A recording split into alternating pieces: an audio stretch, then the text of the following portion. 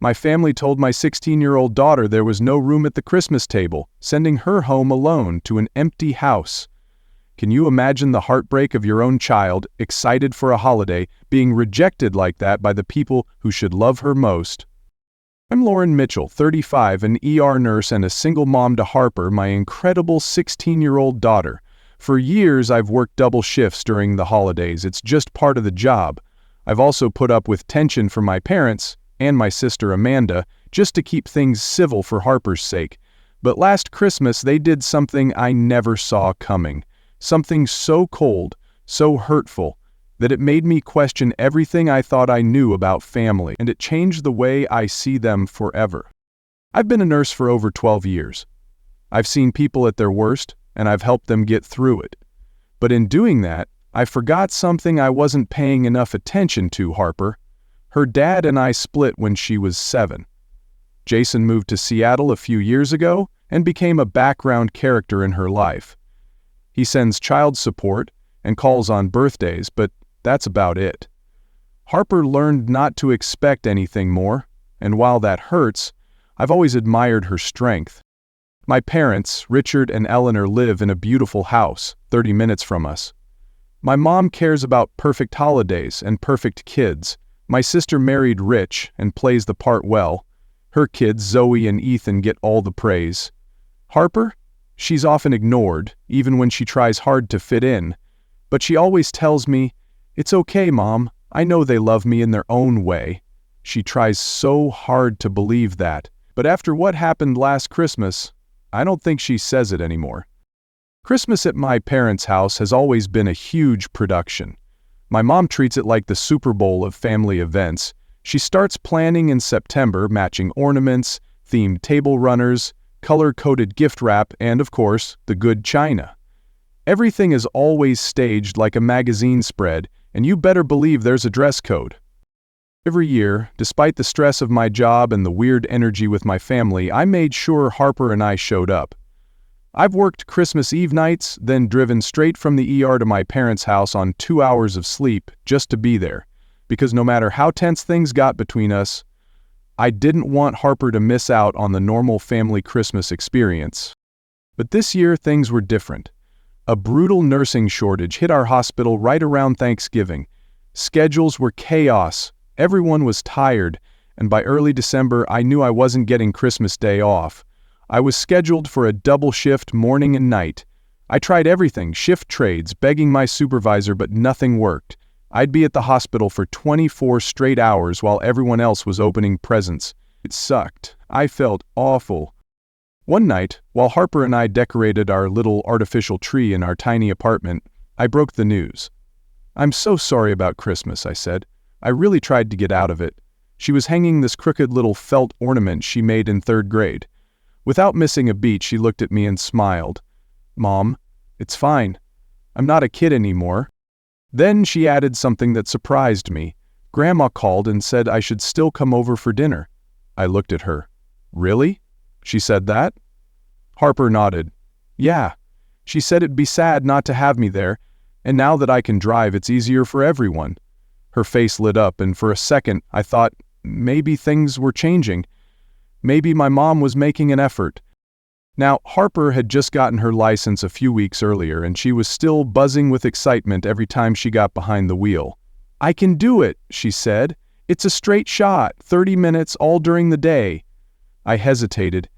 "It's Christmas, there could be drunk drivers out there." She groaned, half playful, half frustrated. "Mom, I'll be careful. It's not like I'm going at midnight." She even added, "I told Grandma I'd help her make those cranberry tarts she loves." That made me smile. Harper's always been that way, eager to help, eager to belong. Still, something inside me tugged with worry. I decided to call my mom myself just to double-check. "Hey, just confirming Harper's good to come?" My mom's voice was sharp, but polite. "Of course she should come. It's Christmas. Family should be together. Shame you can't be there, but someone has to work." The way she said shame made it sound like I chose to miss Christmas. I brushed it off. "What time should she get there?" 3. "Dinner's at 5. Tell her to wear something nice. I'm using the good china." Harper was thrilled. She spent 2 days carefully wrapping presents for everyone, Nothing expensive, just sweet, thoughtful gifts she picked out or made. She practiced sweet potato casserole with me, using Grandma's old recipe. On Christmas morning, I helped her pick out her outfit. She wore a soft green sweater that matched her eyes, and a simple gold necklace we found at a thrift shop. She looked beautiful. Grown up, she even curled her hair a little. As I packed up for my shift, I kept fussing. "Text me when you get there." "I will. Drive slow, okay?" "Mom, I know. And don't forget to text when you're leaving." "Mom, I promise." She smiled, kissed my cheek, and said, "You go save lives. I'll be fine." And for the first time in a long while, I actually believed that. Because how could anything go wrong? She was going to Christmas dinner with family, people who should love her, people who said they wanted her there. I went to work that day holding on to that image, Harper laughing with her cousins, helping my mom in the kitchen, maybe even getting a real hug from Amanda.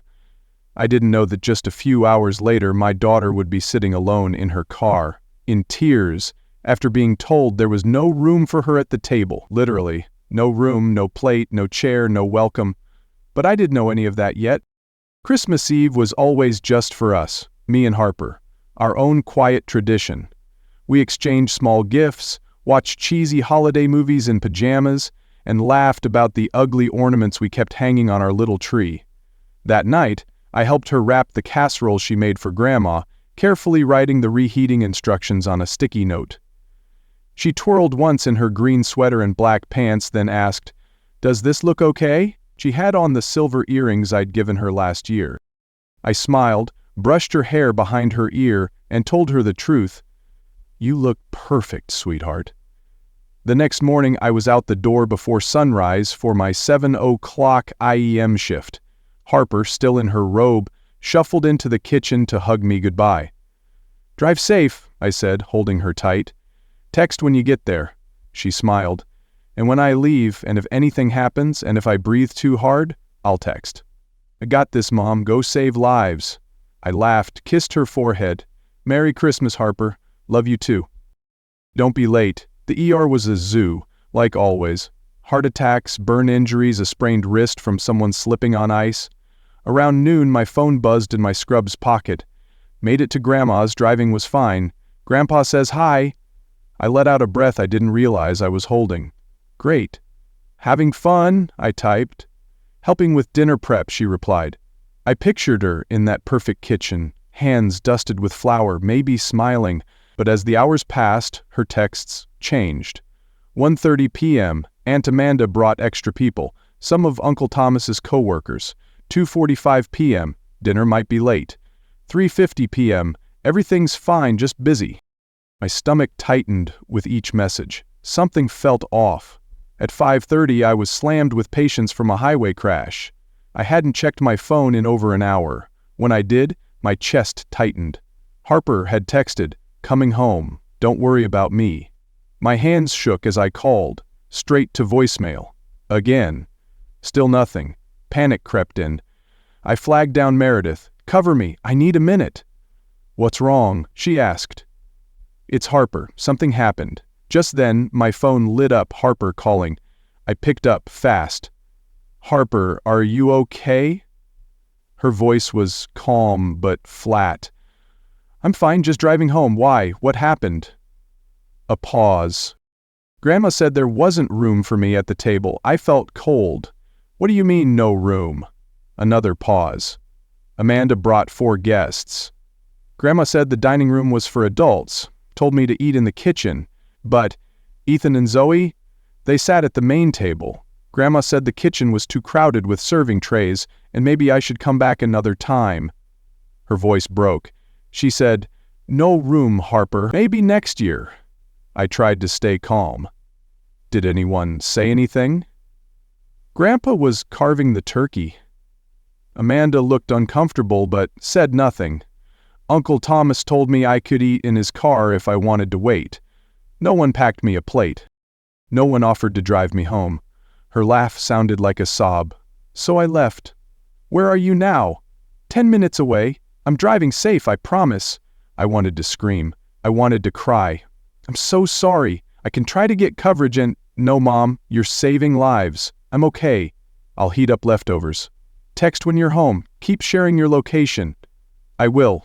Don't worry. We hung up. I stood frozen in the break room, heart pounding, rage building. Meredith came in. What happened? I told her everything, voice shaking. That's disgusting, she said, jaw tight. Do you want me to find someone to cover your shift? I looked around, patients, bleeding, crying, scared. No, I said. Harper's okay. For now. I'll finish my shift. But I'm done letting them get away with this. Meredith nodded. Don't let them forget this, Lauren. Her words stuck. As I worked, I remembered every moment my family had made Harper feel small. The Christmas she was 8, stuck at the kids' table alone while her cousins got upgraded for being polite. The time she won a school art contest and Grandma changed the subject to Zoe's recital. The birthdays where Harper brought handmade gifts and got dollar store candles in return. I had ignored so many signs, trying to keep peace. I taught her to accept crumbs and smile. And now she'd been told outright she wasn't wanted, not even at the table, not even for Christmas. An elderly patient looked at me gently. You seem distracted. Just thinking about my daughter. She's alone tonight. You're helping people, that matters. She'll be okay. But she wasn't okay. Not really. That night, during a lull, I texted Harper. You good? Rachel and Brian brought food. It's nice. Did you eat enough? Their ham's better than Grandma's. Don't tell her. Did Grandma call? A pause. No, no one did. That silence hurt more than anything. I called Rachel, our neighbor. Can you check on Harper? Already did, she said. She's safe. She's loved. The rest of my shift dragged. At one point I saw 2 brothers crying and hugging after a crash. Life's too short, one said. Family's everything, and I knew then if my family couldn't love Harper the way she deserved, then they weren't my family anymore. I got home just after midnight, slipping into our quiet apartment. The tree still glowed in the corner, casting a soft light on the room. But what caught my eye was the coffee table. There was a paper plate with a few bites of ham, a half-eaten baked potato, and an empty mug of hot chocolate. Next to it sat a pack of cookies, unopened, with a sticky note that read, Save for Mom. My throat tightened. In Harper's room, I found her curled up in bed, still wearing her green sweater, her phone in her hand, tear stains on her cheeks. On her nightstand, the gift I'd left her, a silver camera charm for her bracelet, was still unopened. Her carefully wrapped presents for my parents, Amanda, and the cousins, sat untouched on her desk. That's when it really hit me. This wasn't just a small misunderstanding or a mistake. This was cruelty. My daughter, who had done everything right, had cried herself to sleep after being rejected by people who were supposed to love her the most. I sat beside her and gently brushed the hair from her face. Her eyes opened slowly. Mom? What time is it? Just past midnight. I'm home now. She sat up slowly, her voice groggy. How was work? Forget work, I said. Tell me what happened. She hugged her knees. It's not a big deal, Mom. Yes, it is. Please tell me. She sighed and started talking. I got to Grandma's around 3. Grandpa gave me a hug and said the casserole smelled great. Grandma looked me up and down and said green wasn't really my color, but I smiled and said thanks. I helped in the kitchen, even though she kept looking stressed and checking her phone. Then Amanda showed up with Uncle Thomas, Ethan, Zoe, and 4 men from Thomas's office. Grandma looked surprised but just said, the more the merrier.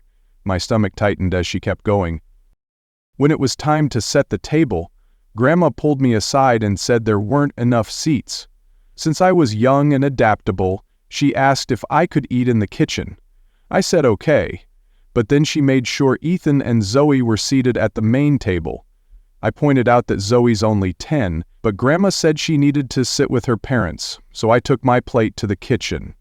Then what? I asked gently. Amanda's guests came into the kitchen a few times for drinks.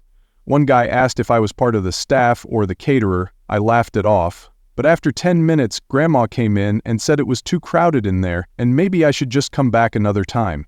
She said, no room, Harper. Maybe next year. Just like that, like I was a stranger. What did Amanda say? She stood in the doorway, but she looked away. Uncle Thomas said I could sit in their car if I wanted to eat. No one else said anything, no one asked if I was okay, so I left. Her voice cracked. No one even noticed I was gone. I pulled her into a hug and held her as she cried again. I'm so sorry, sweetheart. I should have never let them treat you like this. I kept trying to make things work for the sake of family, but this is the last straw. She wiped her face. You're not mad at me? Mad at you? No. I'm furious at them, and this time, there will be consequences. Her eyes widened a little. You gonna go full mama bear? I laughed through my tears. Maybe. Would that embarrass you? Not even a little, she whispered. We stayed up another hour, sipping leftover cocoa, talking quietly. Around 2 a.m., she asked, Can I sleep in your bed tonight? Of course, I said, and we curled up under the covers like we used to when she was little. As she drifted off, I made a silent promise to never let anyone make her feel like she wasn't enough again. At dawn, I called the hospital and asked for a personal day. They understood. I got up and quietly packed away every single Christmas decoration my mom had ever given me, ornaments, runners, embroidered towels. Into the box they went. Then I made Harper her favorite pancakes, chocolate chip with smiley faces, and served them on a tray with a red carnation from the balcony. While she slept, I recorded a voicemail to my parents. Mom, Dad, what happened to Harper was not okay. You told her there wasn't room at your table. That message was clear, and it hurt her. I'm taking the day off to be with my daughter. I'm returning your decorations. If you want to have any relationship with us moving forward, it'll be on our terms with respect. I'll call when I'm ready to talk. Then I texted Amanda. We need to talk about yesterday. I'm disappointed in your part in it. She replied fast, You're overreacting. It was just crowded. Harper seemed fine when she left. I stared at the screen, shaking my head. A 16-year-old girl drove herself home on Christmas because no one made space for her. That's not fine, I typed back. Your kids had seats. Mine was pushed aside. That speaks volumes. Her next message made my jaw clench. My kids are younger. It wasn't personal, I responded. It was personal to Harper. She spent days preparing, brought gifts, helped in the kitchen, and was sent home alone. No one checked on her. Would you be okay if Ethan or Zoe were treated like that? This isn't just about one night. This is about years of her being treated like she's less. That ends now. Harper woke as I finished texting. Morning, she said, eyeing my expression. Up early? Making breakfast, I said, pointing to the pancakes. And taking a personal day. Today's our Christmas. Her eyes lit up. Your shifts covered? Yep, just us. My phone rang. Grandma. I silenced it. She can wait. Breakfast first. We ate pancakes, talking about everything but yesterday. My phone rang again. Dad. I stepped onto the balcony. Lauren, what's this about? He asked, confused. Mom's upset? I laid out what happened to Harper, not sugarcoating it. Silence. I had no idea, he said. I was busy with guests. Mom didn't tell me she sent Harper home. Whether you knew or not, it happened, I said. It's part of a pattern. Your actions show Harper she's less valued than Amanda's kids. He protested, but I cut in. No excuses. If you want us in your lives, you need to respect us. Acknowledge this. Apologize to Harper and change. Mom wants to talk, he said. Not today. I'm with Harper. We can talk tomorrow, but it's a conversation, not a defense. Back inside, Harper asked, Everything okay? Getting there, I said. I told them things need to change. What if they don't? She asked. Then we build our family with people who value you, I said, squeezing her hands. The doorbell rang. Meredith stood there with grocery bags. Reinforcements, she announced. I brought stuff for a real Christmas dinner. Harper's face lit up. You didn't have to. It's Meredith outside the hospital, she said. No one misses Christmas dinner. Soon, our neighbors Rachel, Brian, and their son Michael arrived with stuffing. Then Nurse Sophia, her husband James, and Dr. Lopez with homemade tamales. Our apartment filled with laughter and cooking smells.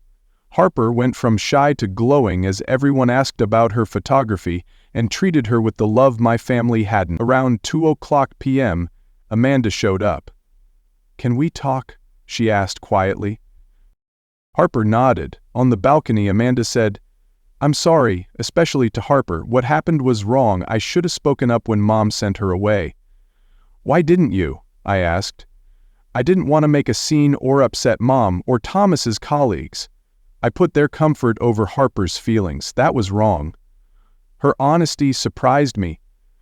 "I've always been jealous of you and Harper," she admitted.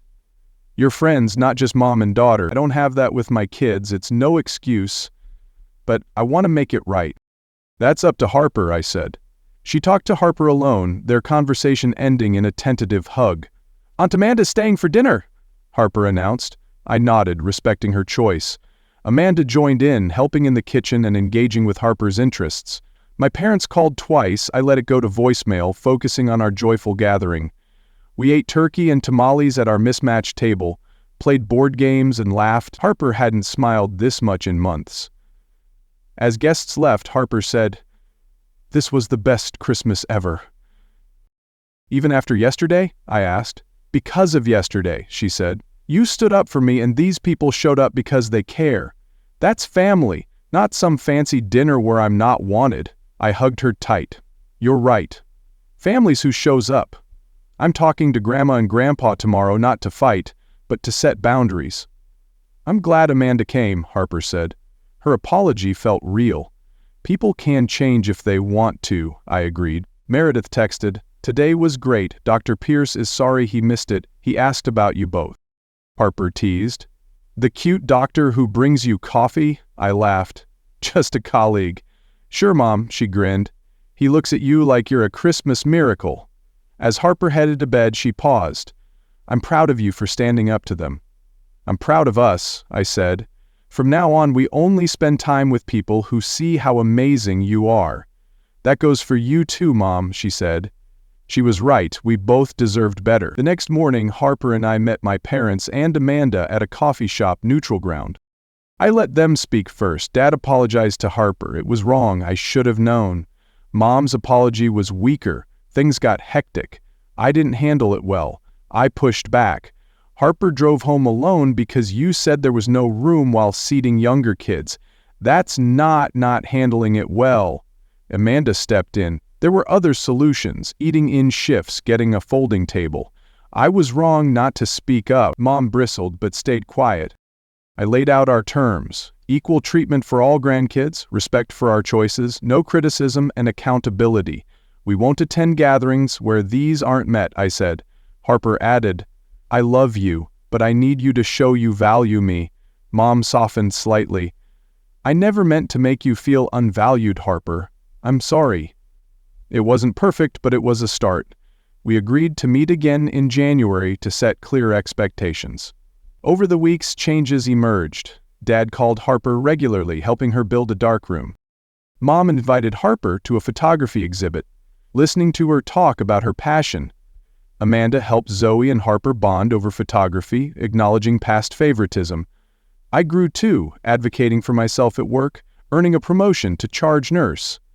Coffee with Dr. Nathan Pierce turned into dates. He respected Harper and me as a package deal. 6 months later, Harper and I sat on our balcony, our container garden thriving. "Grandpa's taking me fishing," she said. "It's my special time." Mom had sent her a photography contest link, unprompted. Amanda invited us to their lake house. "No pressure. Families who shows up and sees you," Harper said. "Photographing the sunset and this whole thing taught me to value myself." I squeezed her hand. "That's the greatest gift, not protecting you from hurt, but teaching you to protect yourself." The painful Christmas was a distant memory, transformed into the start of something real. If you've set tough family boundaries, share your story below. Like and subscribe if this resonated.